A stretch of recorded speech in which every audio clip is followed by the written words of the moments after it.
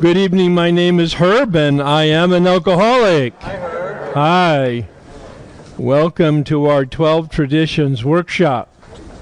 Please join me in a prayer for an open mind. God, please set aside everything that I think I know about myself, my brokenness, the 12 traditions in you, for an open mind and a new experience with myself, my brokenness, the 12 traditions, and especially you. This is the foreword to the pamphlet AA Tradition, How It Developed, by Bill Wilson, published in 1955. How shall we AAs best preserve our unity?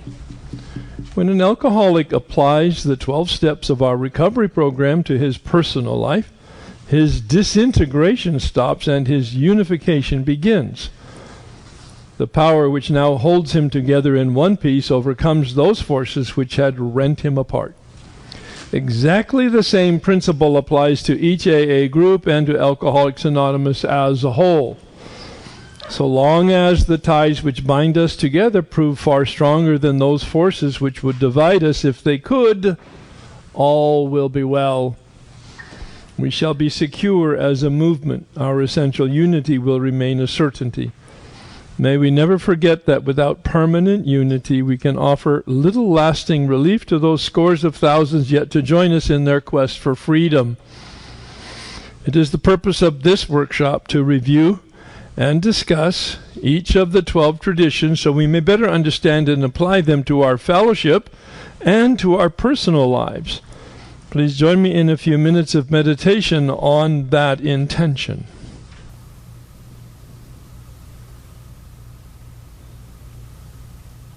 Please join me in the Serenity Prayer. God, grant me the serenity to accept the things I cannot change, the courage to change the things I can, and the wisdom to know the difference. We are here to talk about our second legacy, unity, and to review the 12 traditions. Crosstalk is allowed in a loving and supportive manner. To be informed and helpful are our only goals. Some of you have left IOUs for us at the counter for various materials, and just be aware that you have that outstanding bill and pay it before the end of the workshop. I'd appreciate that. I think we have a list of them. This coming Saturday, I'm doing a half-day workshop from 1 to 5 at the Mary and Joseph Retreat Center. There are flyers on the table on a particular meditation practice called centering prayer. It's a contemplative practice, but I'll be reviewing the entire consciousness practice in sort of a programmed learning fashion, taking us through each of the pieces. It's geared to the non-12-step population because it is being supported and sponsored by the retreat center. They've brought me in to do this facilitation. But of course my vocabulary and my experience comes up through the 12-step experience and vocabulary, so there'll be that orientation as well. If you're interested, you could take a look at that flyer, and you should register. We've had a nice response, but I just changed rooms today to accommodate a bigger group, so I think we're in good shape.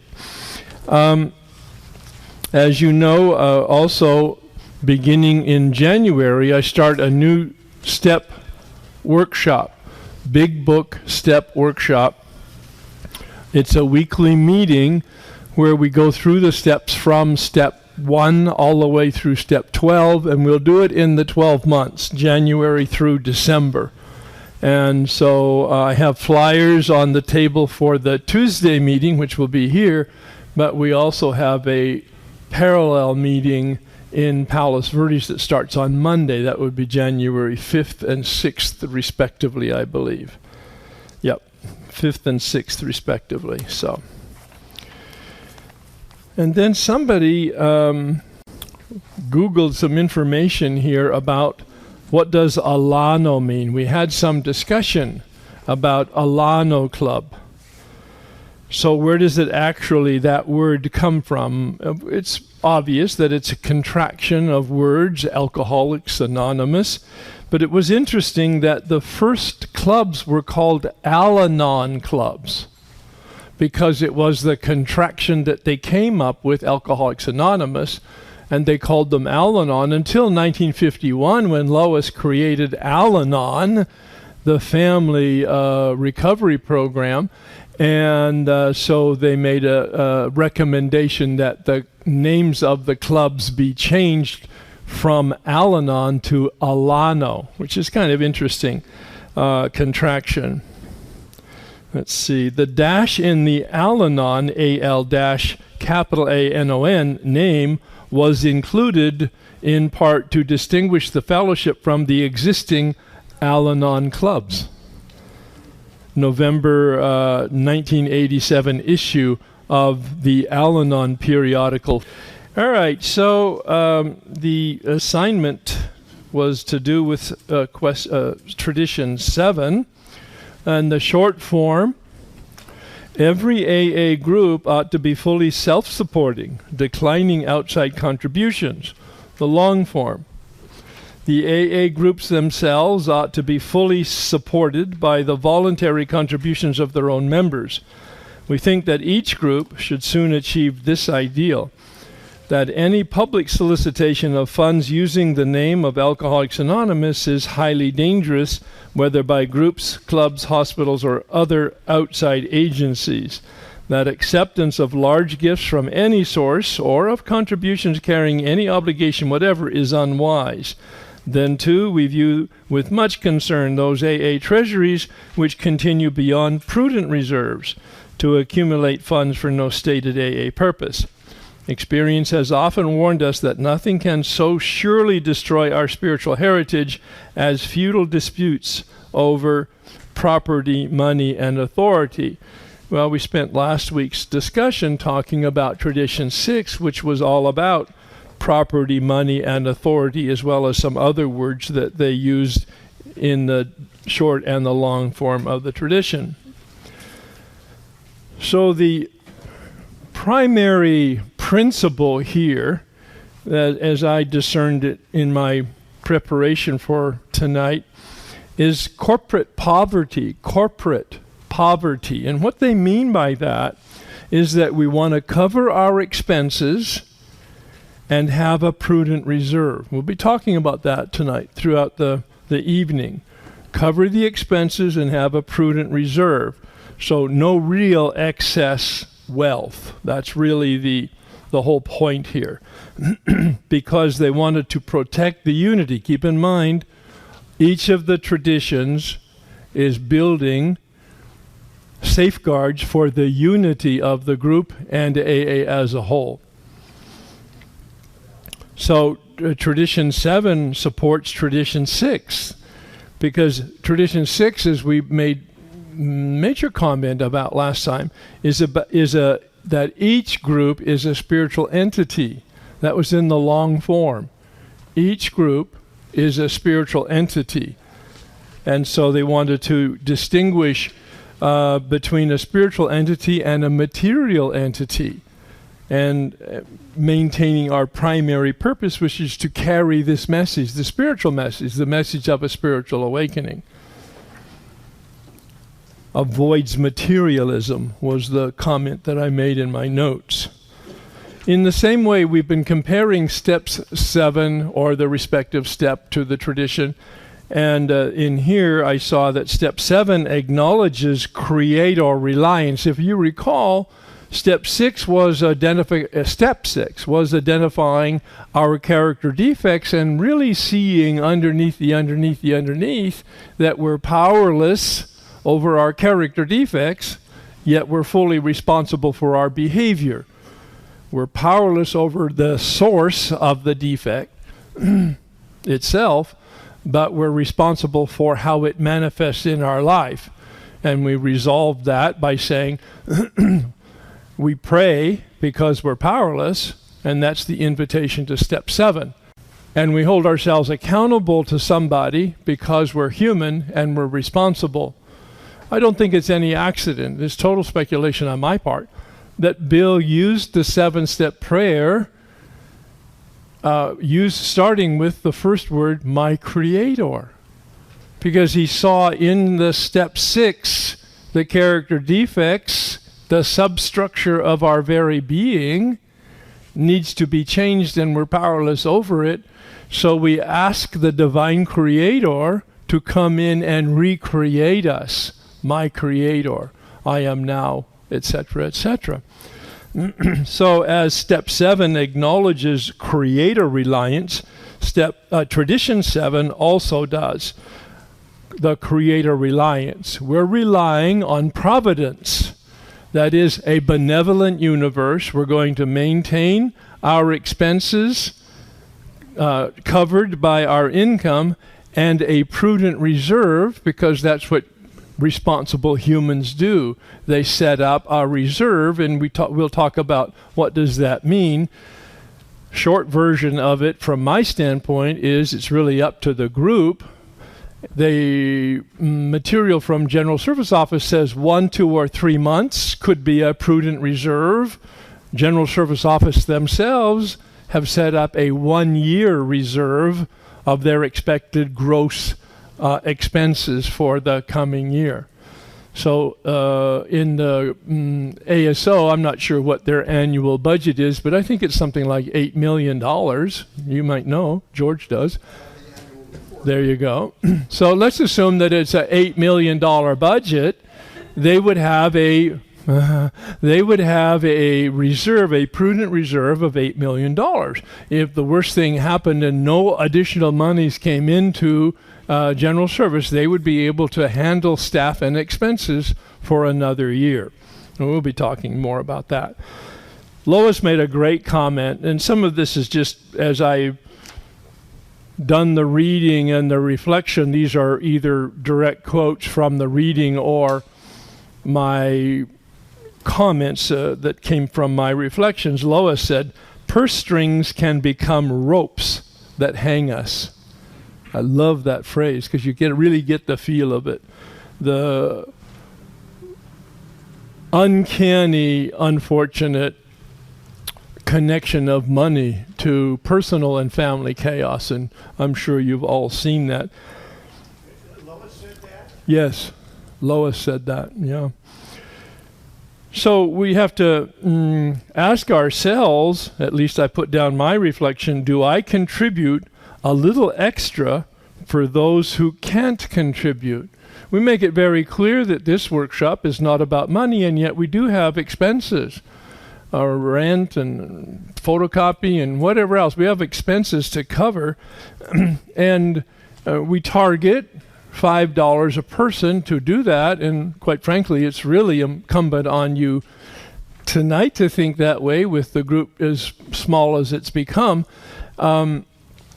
Last week we were $1 short in overall making ends meet. I'm not concerned about it because in the past we've had a little margin at the top, so I'm just sending out the message. It's very timely that we're talking about tradition 7, self-supporting. Thank you for participating with laughter. All right. But the point is, it's not about money. And so if you can't afford to contribute, don't, please. If you can, please do. And maybe if you can contribute a little bit more for those that can't, that sort of balances it out. That's kind of the socialism of our meeting. So the question that tradition 7 really addresses is poverty versus wealth. Now, we're not talking about actually being poor, all right, having an $8 million budget, if that's the thing, and having $8 million in reserves. I mean, that's clearly not poverty. But what it is, it's the spirit of non-attachment to the accumulation of unnecessary and excess wealth or materiality. Please. On this traditions sheet that you gave us, Yeah. the principles, this one actually says actual poverty for 7. Do you Yeah. want to modify that? No, not yet. No, this is Noel. He's from Monday night. He does the same thing down there. He's very active. He's engaged. I just love it. It's wonderful. But the answer from my standpoint, and Bill goes to great length in some of the literature to talk about St. Francis of Assisi. I mean, that's relevant today since the new Pope, you may have followed it, you may not, of the Catholic Church, took on the name Francis because he wanted to send a signal to the church, certainly, that he's embracing poverty, non-attachment to wealth, and quite frankly, in his case, non-attachment to the old ways. He's really trying to bring in a fresh breeze to a rather stale environment in Rome. No other comments. But Bill, of course, was writing this in the late 40s, and he's bringing in the image and name of St. Francis of Assisi. I have to conclude that it's because of his relationship with Father Ed Dowling. Father Ed Dowling, who he began his association with in 1940, November 1940, when Ed Dowling had read the book and said, this is a marvelous spiritual book. And he wanted to identify who wrote it and whether or not he, Bill Wilson, was aware of and acquainted with the writings of St. Ignatius of Loyola. St. Ignatius of Loyola started the Jesuit Society of Jesus order of Catholic priests back in the 12th or 13th century. That's why they're called Jesuits, and focused them on academic scholarship. So they became the academic elite, the green berets of the academic world in the Catholic world anyway. And so Ed Dowling comes from that tradition, and the founder, Ignatius, had created his own, the Exercises of St. Ignatius. And I have had a complete year's study in that, which parallels almost, down the road with the 12-step methodology. So Ed Dowling saw this, and he wondered. He said, well, maybe Bill had read and been exposed to it. And Bill said, Ignatius who? Exercises what? And this guy was so relieved, because then he knew of the authenticity of the book of Alcoholics Anonymous, which had its own methodology and its own vocabulary. So Bill engaged him at that point, 1940, as his spiritual director for the next 20 years, until Ed Dowling died in 1960. Now, the point of that is the powerful influence that a Jesuit Catholic priest had on Bill Wilson. It's clear here where he quotes St. Francis of Assisi in the 7th tradition, but he also is very clear, as I pointed out in the step workshop, in step 11, where he uses the St. Francis prayer as a model of what we call Lectio Divina, a particular method of meditation, as well as in step 4, inventory in the 12 and 12, where he uses the 7 capital sins, a totally different model than he uses in the big book. He was pretty impressed with Ed Dowling, and he was pretty impressed with the spirituality of St. Francis, who espoused poverty, I mean real, actual poverty. I won't even go into his story. So the one thing that there was in common in terms of the writing as I saw it, and I just loved it, that the one place that spirituality and money mix is in the hat. And this is 1940. Men wore hats, especially in New York. It was cold. And so they didn't have baskets. Somebody took their hat and they passed the hat, literally. All right? That's what that phrase means. Exactly. Now, that's very much in contrast to what we've heard in tongue-in-cheek, of course. You know about the golden rule, right? Right? You know about the golden rule. The person with the gold rules. Well, yeah, I said it was tongue-in-cheek, but not so much, huh? And Bill clearly says throughout this material that's one of the reasons that AA will not receive any major contribution from any alcoholic. They won't receive any contribution from a non-alcoholic, any contribution at all from a non-alcoholic. But from an alcoholic, they will only receive a limited amount per year, not any major contribution. And so, once again, because he doesn't want anybody to have that kind of influence over policy or procedure or behavior. And, you know, when people make large sums and contributions, they want their names on the building, they want to interfere with the board of directors, they want a special consideration for their nephew. And I mean, you know, it goes on and on and on. Right. So there was a comment, I love this comment, a bank balance sobriety. So it's all in the spirit of self-supporting now, all right? So we're going from money now to sort of a spiritual, sort of a soft area. Bank balance sobriety. There's a reciprocal relationship. You may have remembered in the fear inventory, I talked about a reciprocal relationship, the teeter-totter effect. To the extent that I have fear, I don't have trust. To the extent that I have trust, I don't have fear. They're not mutually exclusive. Fear and trust reside in us at all times, but to the extent that we have trust, we don't have fear. To the extent that we have fear, we don't have trust. Reciprocal teeter-totter relationship. And it's the same with in the area of finances. Do your feelings vary with the size of your bank account? Do you feel good and secure if your bank account goes up and not so much when your bank account goes down? It's natural. It's very human, absolutely. Challenge yourself. How much am I relying on a benevolent universe? How much am I relying on providence and trusting in God? Doesn't mean that you don't have to work and be prudent and diligent. It does mean that overall you take responsibility, you make the effort, and let the bank balances fall where they do. So trusting self and money versus relying upon God. That reciprocal relationship again. And I was reminded of step 3, the promises of step 3 on page 63. Anybody have a big book? I didn't bring mine. Anyway, it says at the top, to the extent that we rely on God. Who has it? May I have it? Sure. Page 63. I don't want to misquote it. It says, being all-powerful, God provides what I need. It doesn't say God provides what I want. It says God provides what I need. But there are 2 conditions.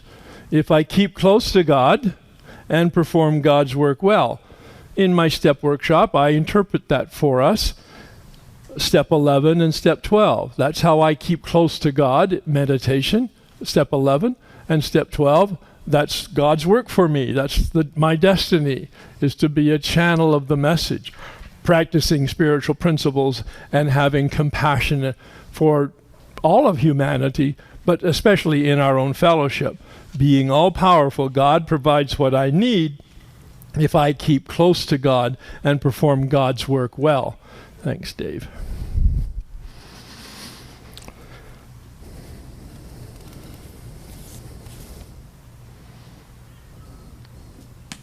So the purpose of and the theme for corporate poverty, again, I just recapped it here, is so that AAs would, otherwise AAs would not feel responsible for supporting the organization. Let's assume that AA was independently wealthy and had a great treasury. You know, it'd be very hard-pressed to get people to contribute whatever it is we contribute as the basket goes around. It's hard enough as it is. You know, less than half, I think, of George, you might know this, less than half of the groups in the world contribute to general service. Say it again. And in this area, it's 29%. It sucks. It's approximately 29.1%. Thank you, George. Yeah, in this area. I mean that's pathetic. Now, it may be that the groups aren't handling it correctly, but my suspicion is that the people aren't handling it correctly. And if, in fact, AA were independent, the trustees would be more involved with money and diverted from the primary purpose of guiding the organization. And if, in fact, AA were independently wealthy, the General Service Office may not pay so much attention to the members. It's kind of like, we don't need your money, so we don't need your advice. And so for all these reasons, it's a wonderful operating principle that we cover expenses and we have a prudent reserve. Okay, I'll get to the rest of that in a little bit. Now, Nicole, I didn't want to be interrupted. I was kind of on a roll. Did you have something that you wanted to mention? Yes. Oh, yes, please wait. Good. Thank you. Good. All right. So let's go to the assignments. John.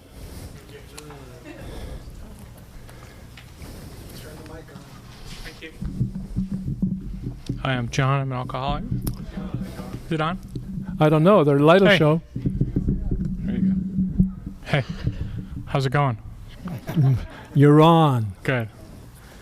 I have an insight about that LA thing, which is that, and it's very much related to what he's concerned about here, is we see 3,000 meetings, and it doesn't feel like there's an urgency. All right.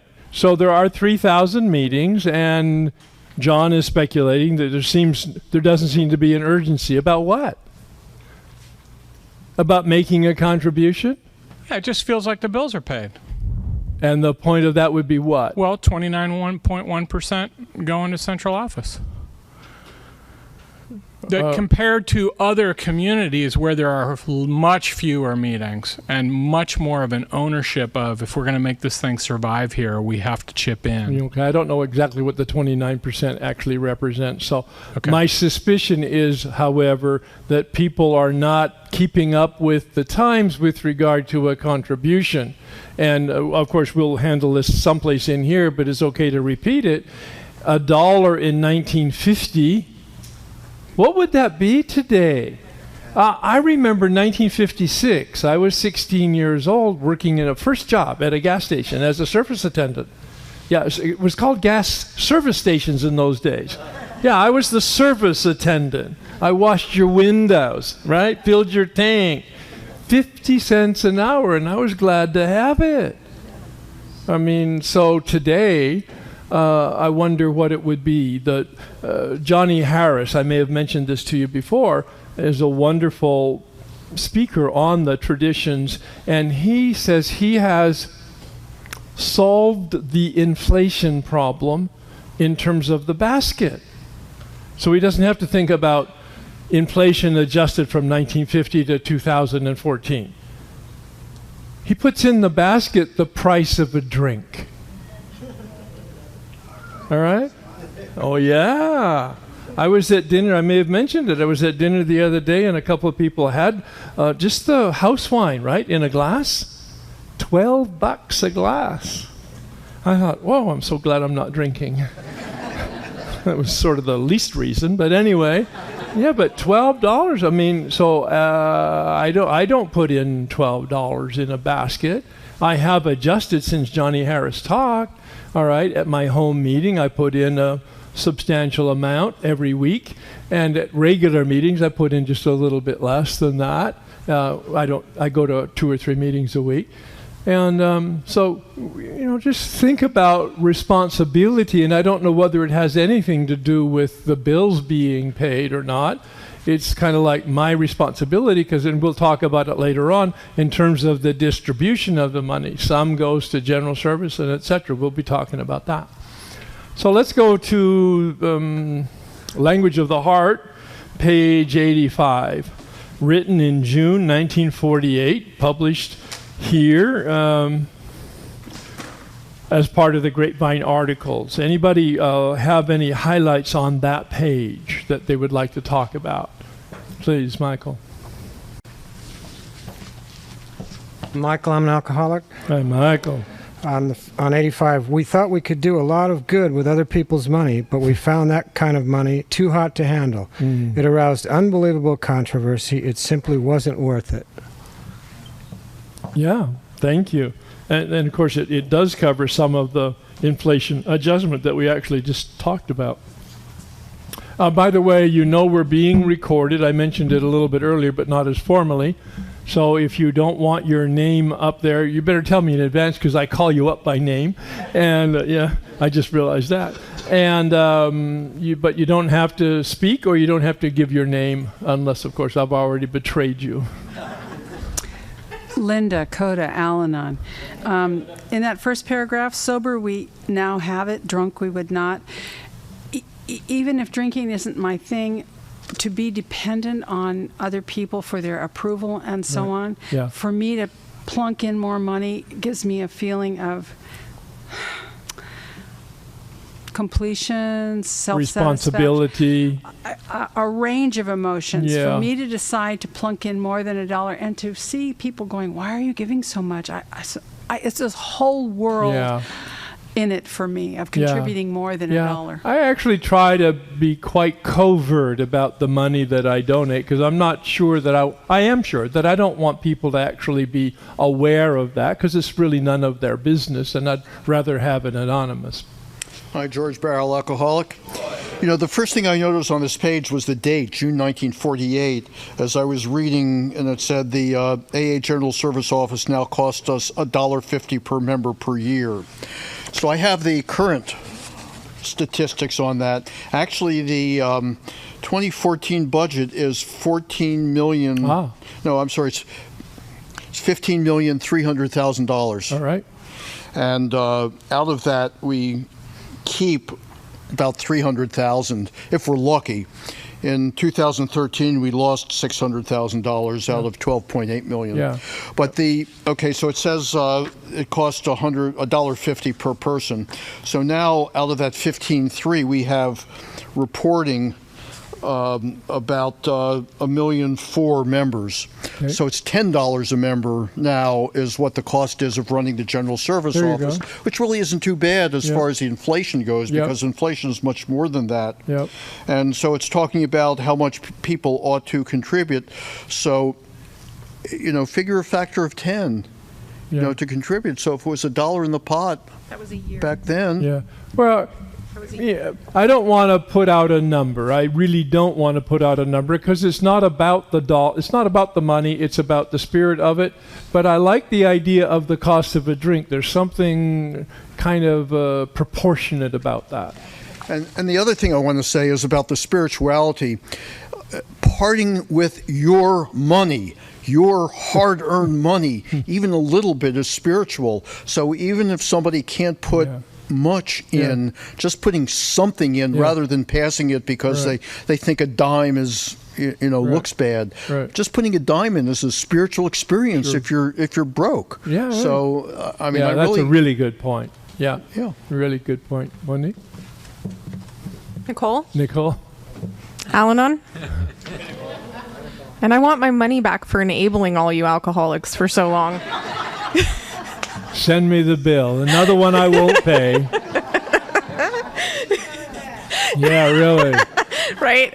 Oh, yeah, okay. Anyways, so I like the little line that says become, and then thankful givers is in quotes. It's on the very last, on page 86. And Al-Anon, some of the meetings that I go to in Al-Anon, I don't know if they have this in the reading. It's not actually, it's something some of the groups have adopted when they're asking for the seventh tradition. And it says, they say, please try to donate $2, one for yourself and one for who still suffers in or out of the rooms.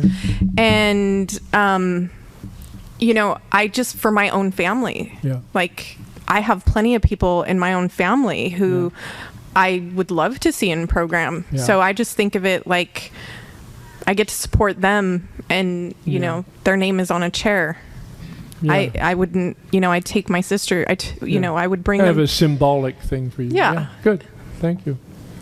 And page 86, did talk about this becoming responsible citizens of the world, thankful givers rather than ungrateful takers.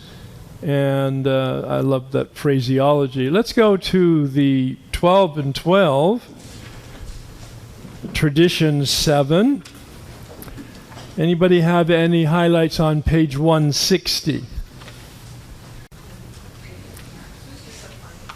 I'm sorry? Oh, yeah, there's lots of wonderful anecdotes here, and I'm assuming you read it, so we're not going to read it. If you want to make a highlight or a comment about it, it'll be fine. We now sober pay our own way, and that's where he talks about collective poverty, or in another place, corporate poverty. But once again, he's not talking about being poor. Number one, he's talking about having a balance rather than excess, and he's talking about not being attached to your wealth or your money, not being attached to it. I mean, I think that's really the source of a lot of people's unhappiness, being attached to it. All right. How about 161? Oh, go ahead.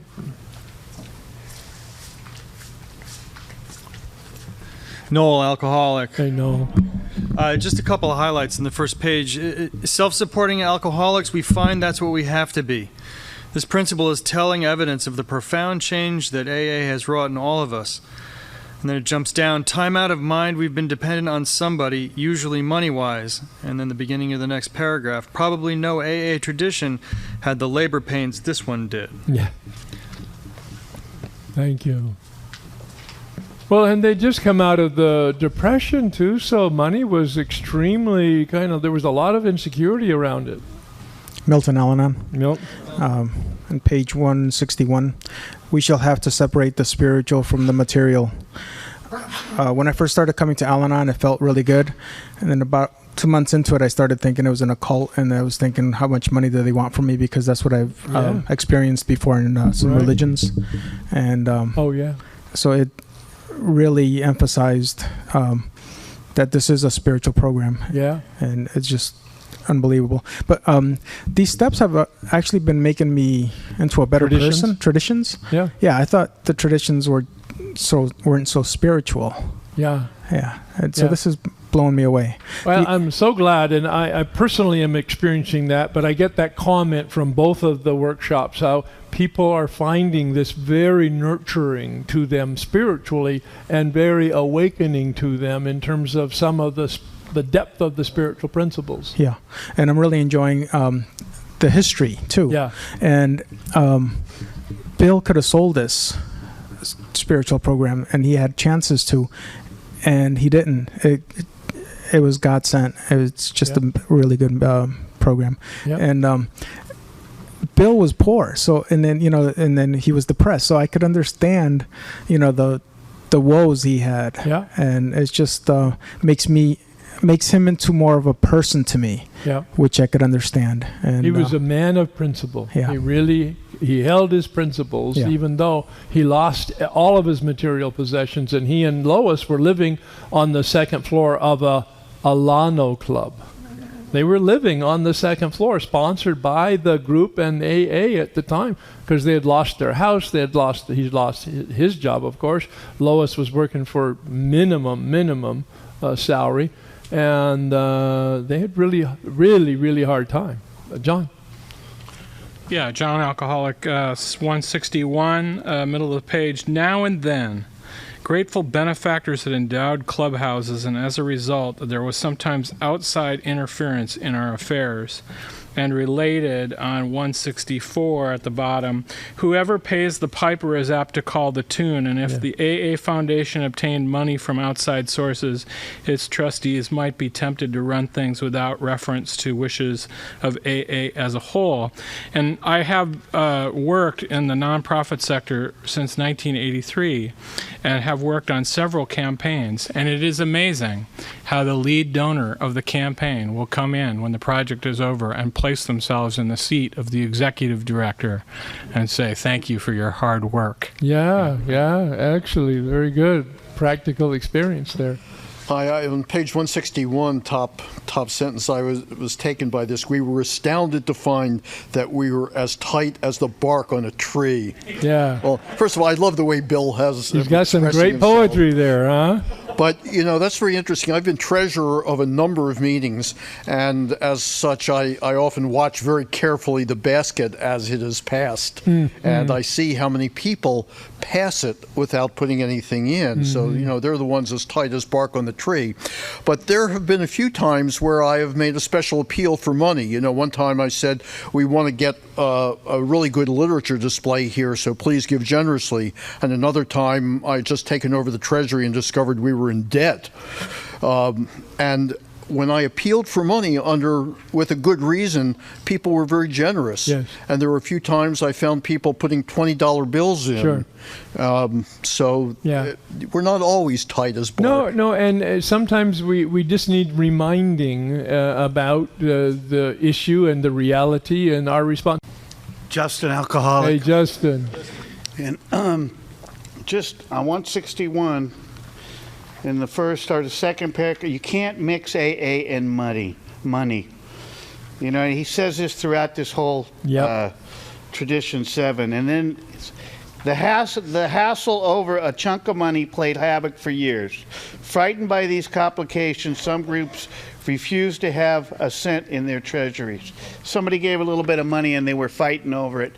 And I've seen the group fight over over just the littlest thing, and I can't imagine what they would do over money. Yeah, I can. I can. And I know from my own experience that money usually screws everything up. And when you don't have any money, people are equal. Yeah. And as soon as somebody has more money from somebody else, other people start to resent it. Yeah. And it does play havoc. Yeah. Let's be realistic, though. I would rather have the spirit of poverty and be wealthy than have the spirit of poverty and be poor. All right? Really, seriously, absolutely. Sure. I'm Rob. At the bottom of 160, this struck me. While alcoholics would spend lavishly on 12-step cases, they had a terrific aversion to dropping money into a meeting place hat for group purposes. So, I tried to think, well, why would that be? And I mean, part of it might be compassion. It's hard to see somebody suffering and knowing you can do something to alleviate that, at least temporarily. Sure. But I also think there's ego in that. There's immediate credit, there's gratification, there's prestige, whereas just throwing your money kind of anonymously into the hat, being one of many, and you don't know exactly how it gets spent, you get nothing out of that. Nobody will see. So yeah. Exactly. Well, wasn't that Bill's story in one of these readings where Bill had a guy come into the office and obviously down and out, and Bill reaches in his pocket and pulls out a $5 bill. Now, this is in 1945, 46, whatever it was, and $5 might have been a day's wage. Bill just generously, without much thinking, gave it to him, and that night in his home group, the basket was passed, and Bill reached in his pocket, and he felt a 50-cent piece, and he says, oh, that's too large. And so he fumbled around a little more and picked out a dime and put it in the basket. And then during the rest of the meeting, as he was thinking about that, some grace moment, he said, oh, my God, earlier today I gave $5 without a thought, but it was because I felt so generous and, look at me, St. Francis himself. and yet in the basket where it's kind of like anonymous and stuff, and it's kind of like, woo, and this is the group that saved his life. Yeah, thank you, Rob, please. I find it interesting to listen to National Finance Committee talk about we have too much of a prudent reserve. We're going to work on bringing it down. And then for groups? No, national. Oh, the national, okay. And for GSO, you mean? No, I'm not talking about AA. Oh, you're talking about a particular fellowship. I got it. So I'm sorry. And then to have someone join the committee and start ranting and raving about the size of the budget and so on and so forth. Yeah. It's a perspective, of outrage, and I just say to myself, you just joined and you're outraged, Right. and you're not asking any questions. Right. I mean, I've been there. Yeah. It's very easy to be self-righteous and outraged. And ignorant. Exactly.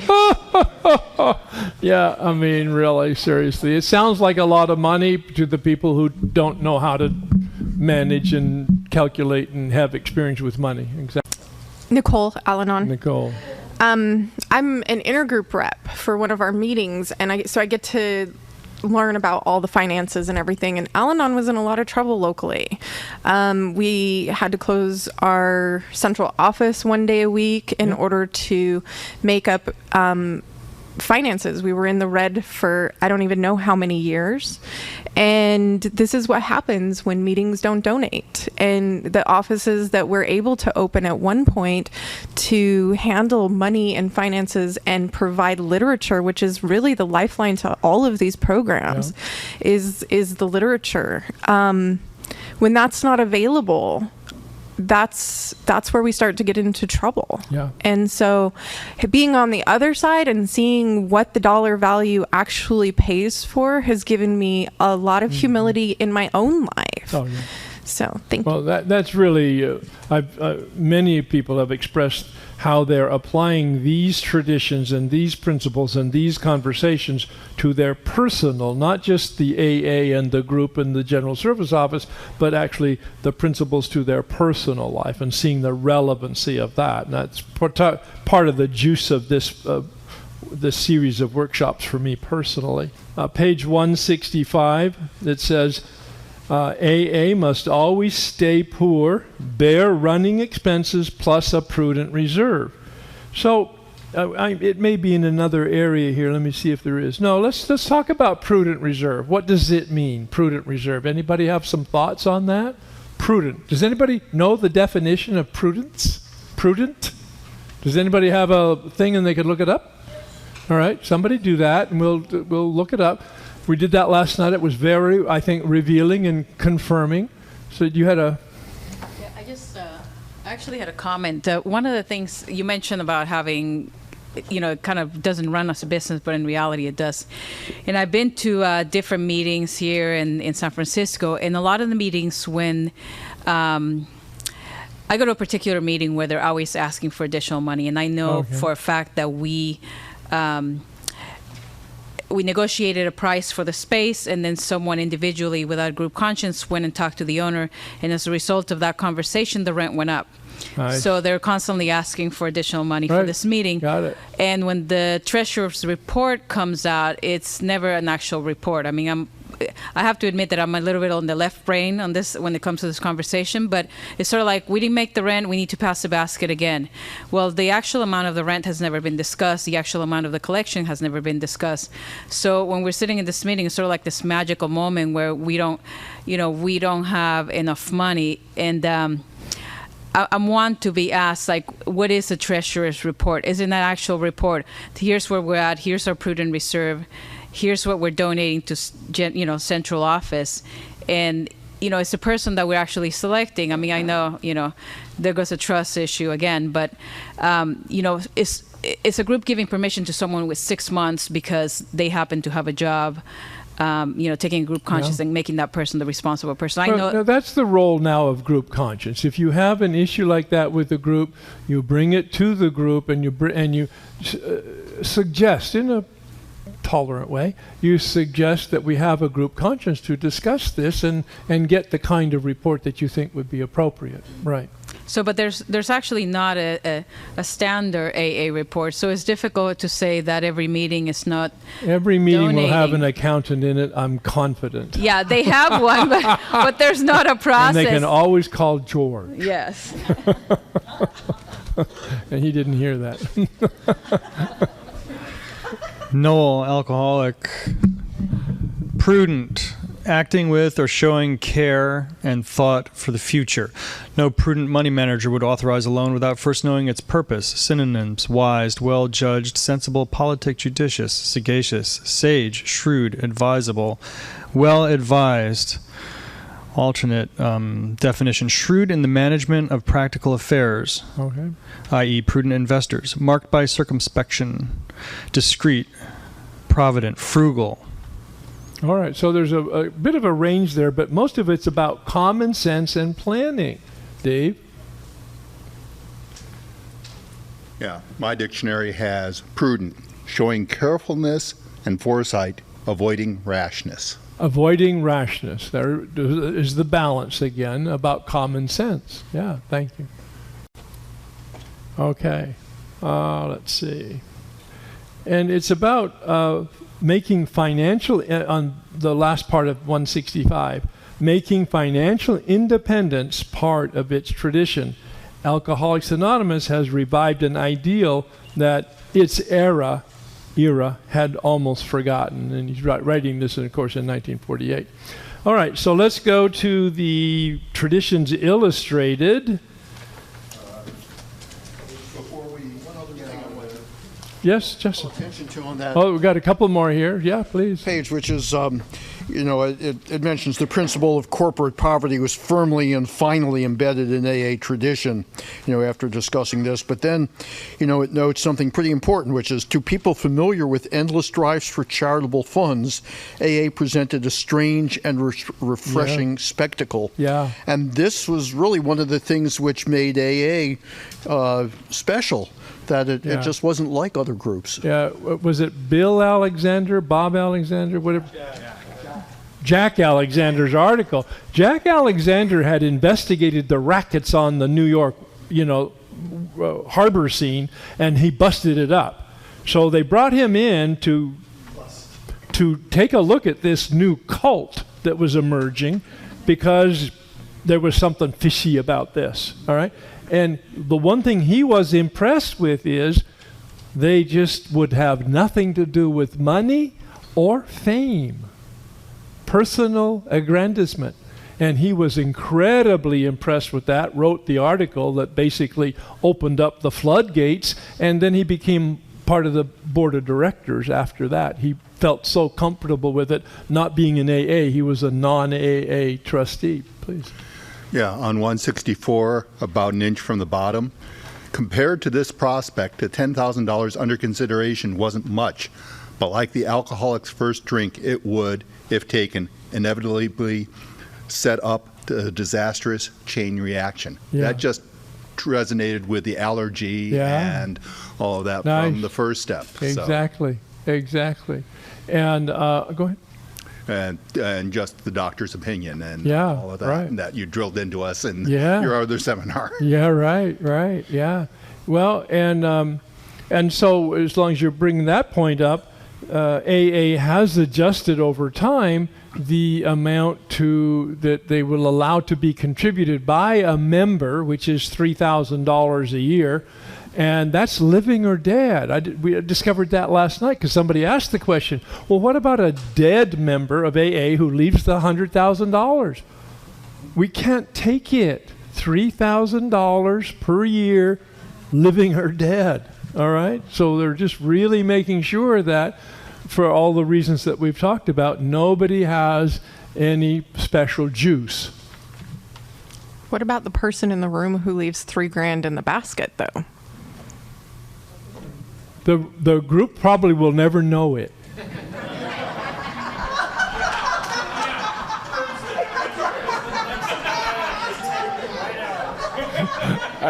But so I don't know the answer to the question, but that would certainly have to be dealt with at group conscience, because that's very legitimate. I could see that. I could actually see that happening. Absolutely. Absolutely. Absolutely. The little amends from the drug runner, right? I had an interesting experience last month with Prudent Reserves. I'm the literature chairperson for H&I, and the literature has its own Prudent Reserve, but the H&I bylaws, we can take from one Prudent Reserve and slide over to the other side, either way, for things. And the opportunity came up to buy extra books before the prices went up. Oh, yeah, sure. And I didn't do it because I felt it would be drawing too deep into our Prudent Reserve on the literature side. And during the Policy Council meeting, why I didn't do it, I explained that. And it came up that we needed to take some money from the literature of Prudent Reserve and slide it over to the other side, that money wouldn't have been there if I'd bought the books. Oh, there you go. And the upshot of it was I got some books at a cheaper price because they were slightly marred. Oh, yeah. So all things worked out. But if I had done what was I initially wanted to do was, grab all those books now, I wouldn't have been able to do what had to be done later. And the lesson I'm hearing is I operated on principle and it worked out. And it's been my 100% experience. With my sponsees, I say to them, what is the principle? And always take the high road. Oh my God, they hate that. All right, first, they don't mind finding the principle. Do we always have to take the high road? I said, no, you don't. But there are consequences. You know the drill. Choose your consequences, right? It's never failed me once in 26 years since I've done this work. Find out what the principle is, operate on the principle, and always take the high road. And that's what you did. That's right. Thank you. All right, let's take a look at the illustrated. The Pied Piper is loud and clear there. It's not hard to imagine money being the great seducer. Anybody have any highlights on there that they would like to bring to our attention? Please.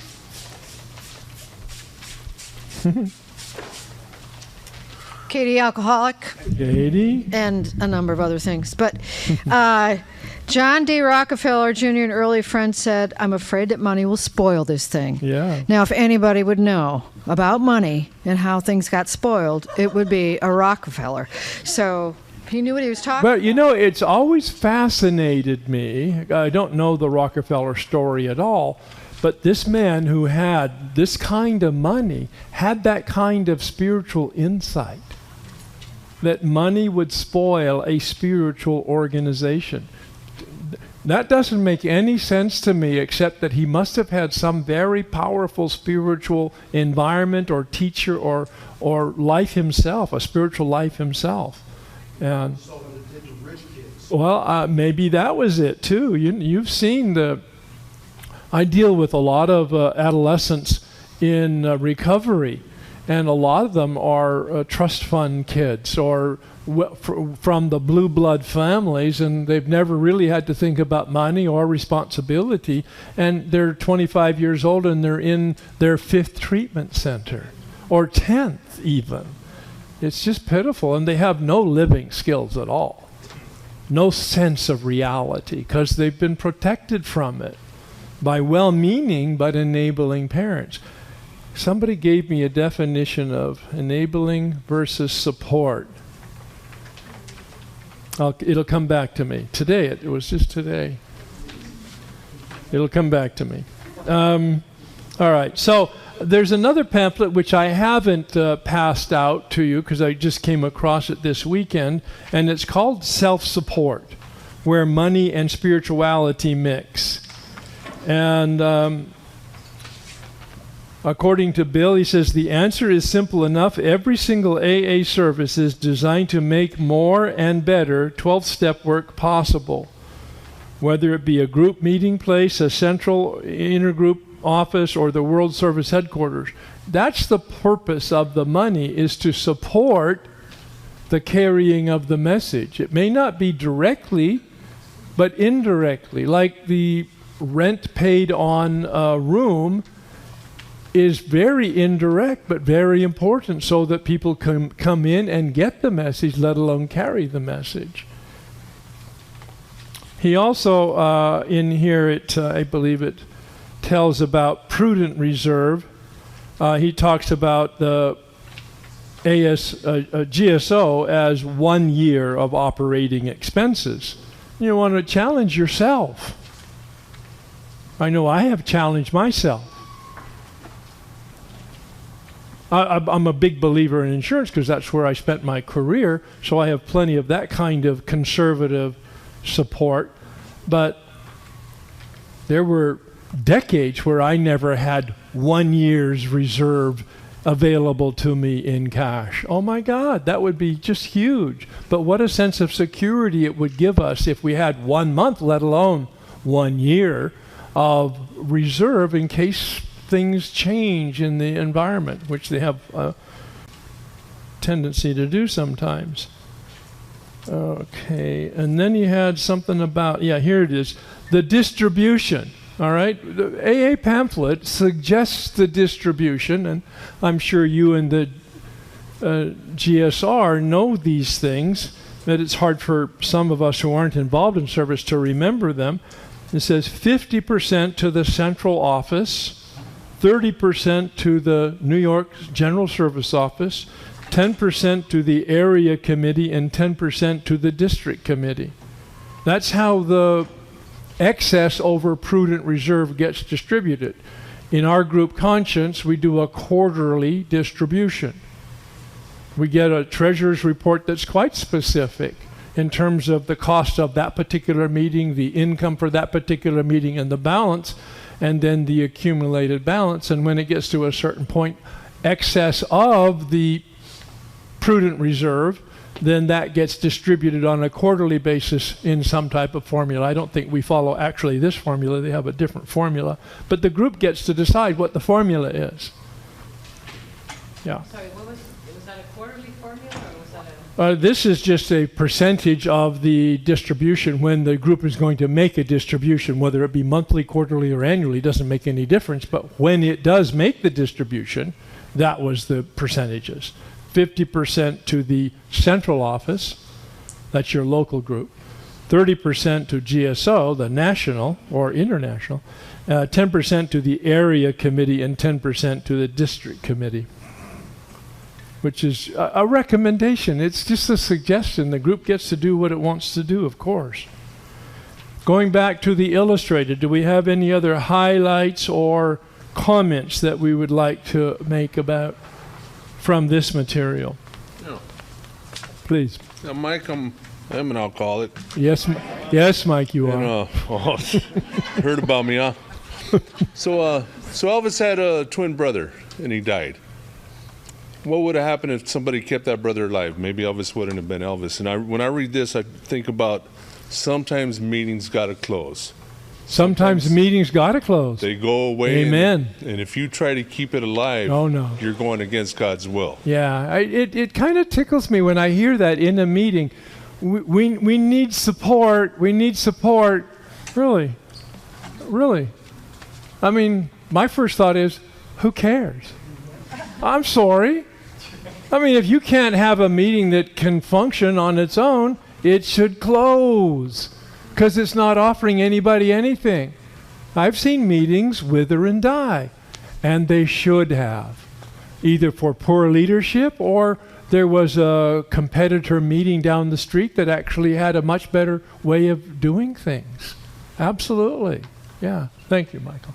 You know, along that line, as soon as we become active in a group, we learn how many expenses are involved in making its meetings effective. Then our horizons broaden. What about that intergroup or central office that so many of us call to ask for help? I've been to so many meetings that should wither and die because they're small and they're in a place that the rent is way too big, yeah, and they refuse to move. Well, but are they able to support themselves? Wait, if they can support themselves, then they just are fine. It doesn't matter how they're doing it. Yeah. The question. Oh, well, we're going to pass the basket, so you know the drill. I certainly don't have to make any more announcements. All right. Richard, please. I go to one, but there's 7 meetings a week every night, and they just double the rent. I mean, for Yeah. Yeah. And it was already pretty high. Yeah. And it's completely 100% full. The occupancy of that room is full. Yeah. So the landlord doubled the rent. They either wanted you out or they had bigger expenses than the room was supporting. Sure. Yeah. Or a church, whatever. It's just a business. Yeah. Does fully self-supporting mean making a quarterly chip in to central office, All right. GSO. Now that's a really new but really wonderful question. And your thoughts are? Well, again, I'm kind of harping on this tonight, but rents are high in Los Angeles. There are money's being spent on things here that are not being spent in other places, and I think it's the reason why the amount of money that LA and Southern California is sending outside of Southern California is so low. Has to do with this sort of, we've got our eyes set on making sure that the meetings here survive. And not really thinking about, as Al-Anon would say, you may be right, John.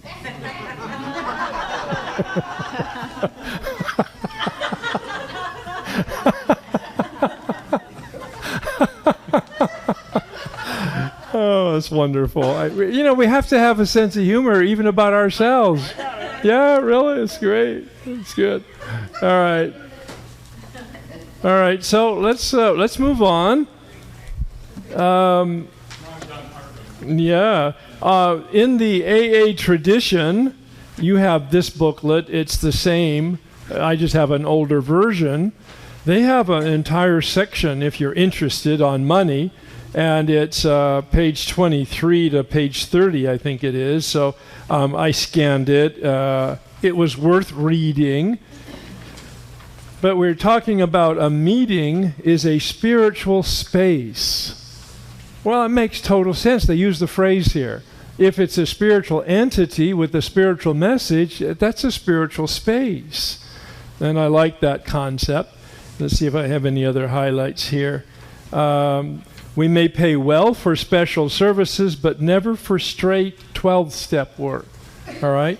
And a lot of treatment specialists and therapists get a little into some murky water here, in where they are in recovery themselves, and because they loved finding recovery and want to help other people recover, they get their certifications, they get their education, and they do it professionally.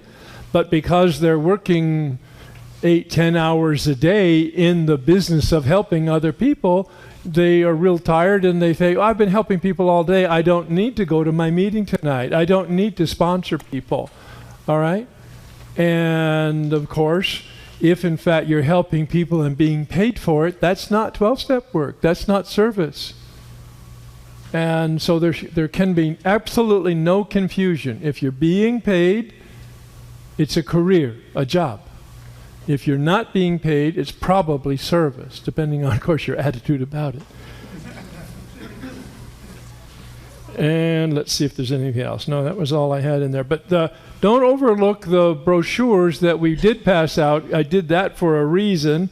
This is the one, and now the more current cover, because it has some wonderful information, and it's not in the order of 1, 2, 3, 4, like that. So you have to kind of like scan the table of contents to kind of see what's relevant in terms of the tradition du jour.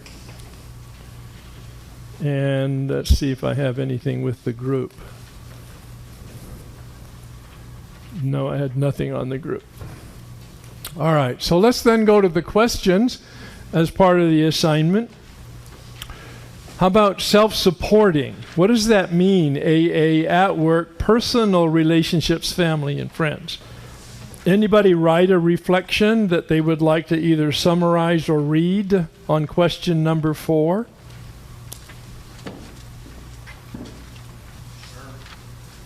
Please.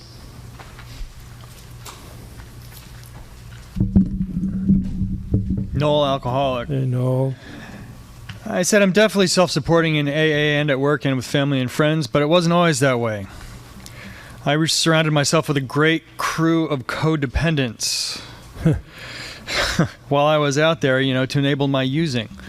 And also when I first got sober, to enable my continuing financial irresponsibility. It took me quite a long time to get all that together. When I was out there getting loaded, there wasn't a week that went by that I didn't get 2 or 3 calls from creditors. Where's our money? Where's our money? You know, 60, 90, 180 days past due on accounts and stuff like that. And if you looked at my credit report, it was like, you know, horrible, you know, 400, 390, something like that. If you look at it now, it says I've never made a payment late in my entire life. And I check that, and I'm into that. And that's one of the things that's one of the gifts that I got from the program, and being sober and coming into a place from being completely and utterly, totally financially irresponsible to just being absolutely, I don't pay anything late, period, the end, no matter what. And it's been many, many, many years since I have. So that's a good gift of the program for me. What's the benefit of that to you? I can't tell you, know, I had stacks and stacks and stacks of unopened letters because I knew there were dunning notices from everybody from the credit card companies to the IRS. And I don't have that today. That's literally like a 16-ton weight off my back. So a feeling of freedom. Yeah. Just like, you know, hey, this is not an issue for me today. Yeah. It's big time relief. And how did that happen, though? I mean, that didn't happen overnight. It happened over years. What were the primary moving parts and ingredients for that? For that to happen? Uh-huh. Well, getting sober for one thing. Got it. And then continuing to not deal with that issue after I got sober, and then to just get to the point where the pain of it was too much. It's like, no, I can't live like this anymore. And it was literally like, okay, you know, you say, clear your credit report. You know, you see the signs all over the place and everything. No, there's one way to do it. It's like you pay everything on time for a long time. And that's what I did. Pay everything on time for a long time. Exactly. Yeah, you make a commitment to principle and you operate on the principle a little bit at a time. Yeah. Yeah. Did you get any outside help or counsel on that? You know, I had people suggest things to me. You know, in terms of paying down debt, I had people suggest things, you know, pick your one bill that's got the highest interest rate or whatever, pay that off, and then take that money and gradually pay off other things, keep rolling it so it snowballs into other things. But that was something that I started doing after I got to the point where I paid everything on time for years. Got it. The issue was not so much the debt as it was getting everything so that I paid everything on time. Yeah. Thank you. It's a big change for me over the old ways. Thank you. All right, so let's go to question number 5. How much of yourself, that's it? No. How much of yourself do you invest in each of the following areas? Of yourself. Now, we're off of the money and we're into your own time and talent in AA, at work, personal relationships, family, and friends. Question number 5. Anybody have a reflection on that? Thank you. Jason, alcoholic. Jace. The traditions workshop has been fun until this one. This one's really challenging on, you know, with the finances. But I'm relatively new to the program in Alcoholics Anonymous, and I don't like it, but I know I have to do it. And so I kind of keep a safe distance, and doing the reflection on and answering these questions, I'm going, it's kind of hit me that I need to carry my weight, you know, and support this group that's supporting me, which means time, energy. Are you talking about your groups that you go to? My groups that I go to, you know, I mean, not just money, but like time. Because you do a wonderful job here of supporting this group. Well, this one's easy. Yeah. I like it. No, he does. He shows up before, he stays afterwards, and he's meticulous about what he does. It's a real, gives me a sense of peace. Yeah. I don't want to do that 7 days a week. Okay, just 1 day a week will be fine for me. Yeah. So it's challenging. Like, I've got all these other meetings, and I'm going, and I just want to get in there and get out, get in there, and I'm going, and then that means I got to get involved with people. That's another thing I don't want to do. Oh my God. Yeah, you know, and so it's had me thinking. You know, just kind of keeps snowballing. I'm like, oh, this is the whole self-supporting concept. This kind of keeps me away from my family. You know, as an alcoholic, I'm always broke. Oh. Because I spend all my money on booze and whatever. Yeah. And then I don't want to be a burden to people. And so I've always kind of isolated. So it's really challenging on all. And what you're trying to do is find balance here. Because it's not black and white, and there's not a formula or a cookie cutter. Right. It's about your finding your balance. Right. Yeah. Yeah, and it may be that all 7 of your meetings don't get equal attention. Oh, and that's another thing about the rent. I mean, a lot of churches say, well, we'll give you the room. We don't want rent. Really, that's not in the spirit of. We need to be self-supporting. Now, it doesn't need to be, quote, a competitive rate that you would pay at a hotel or something like that, but it needs to be a reasonable compensation for the use of that property that they would be charging other people if they used it. The principles that we've seen in Tradition 7 then is the individual or group weakness is materialism, greed. And the principle of the tradition is poverty. And I was asked about the actual poverty. I think I will, in fact, take that out because it doesn't belong there, given our review of this. It's more the spirit of it rather than the actual, poverty. And then the principle of the step is humility. So one of many, like grains of sand, all right? Not anything unique, not special. It doesn't mean that you're not important, because each one of us as a human being is important. But how important am I really when there's 7 billion people on the earth, and every 100 years, there's a whole brand new group of people? It's hardly worthwhile talking about. Right. So the individual and group action then is to provide support. We're not talking necessarily about financial support. We're certainly talking about taking care of ourselves and then having a reasonable attitude about making a contribution from our time and our talent to the world around us. And of course, there's lots of other reflections that we didn't get to, but hopefully you've had a chance to look at them, and you can take a look at the grapevine questions. They're always quite challenging, as Kim had looked at them. And then we'll be going on to Tradition 8 next time. And as you know, we're coming into November. The Tuesday of the Thanksgiving week, we don't meet. I exactly don't know the date here, but I will announce the date next week. We're a ways away, but it's coming very close, isn't it?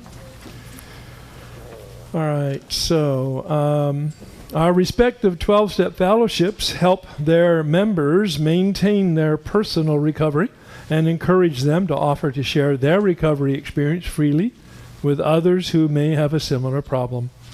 This we owe to our fellowship's future, to place our common welfare first, to keep our fellowship united. For on unity depends our lives and the lives of those to come. When anyone anywhere reaches out for help, we want the hand of our fellowship always to be there. And for that, we are responsible. After a moment of silence, please join me in the prayer of St. Francis. Lord, make me a channel of thy peace, that where there is hatred, I may bring love, that where there is wrong, I may bring the spirit of forgiveness, that where there is discord, I may bring harmony, that where there is error, I may bring truth, that where there is doubt, I may bring faith, that where there is despair, I may bring hope, that where there are shadows, I may bring light, that where there is sadness, I may bring joy. Lord, grant that I may seek rather to comfort than to be comforted, to understand than to be understood, to love than to be loved.